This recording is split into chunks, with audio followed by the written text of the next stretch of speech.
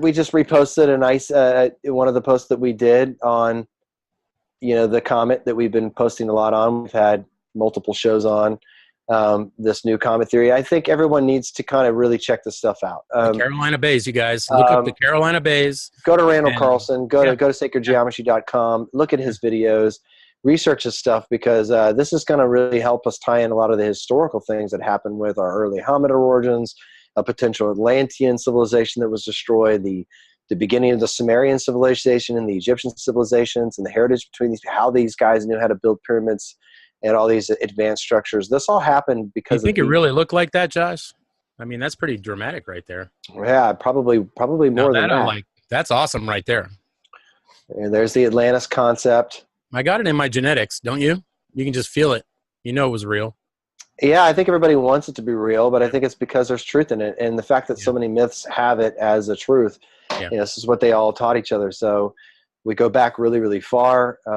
We know now that with the caves that, we've been using advanced systems of astrotheology mapping and sky mapping 30, 40,000 years ago. So the idea of a civilization that's advanced, let's say, to a little bit further than, say, Roman levels, existing in 12,000 or 14,000 BC is really not, that far-fetched, considering our history in these periods that this particularly talking about, these Pleistocene eras. Yeah, they're working on it. And look, I mean, we have animals that just completely were existing 13,000 years ago that got destroyed. So there they are.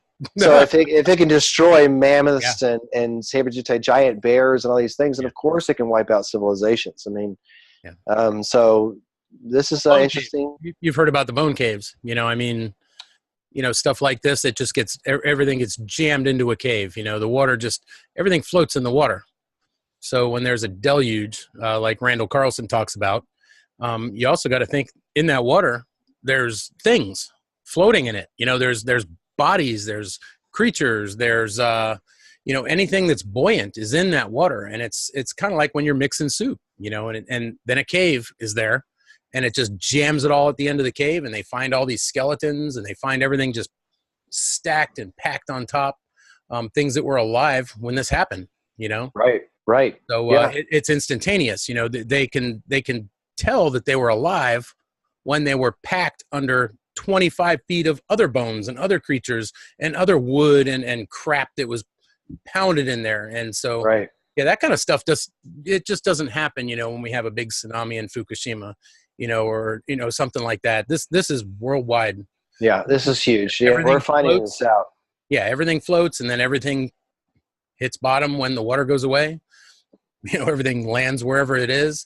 And if there was a city or a society or a civilization, I can't see it possibly surviving that without. No, it can't. It can't. Miles of sediment and miles of it's all under the ocean. Glaciers. Yeah. So that's what we did this show on.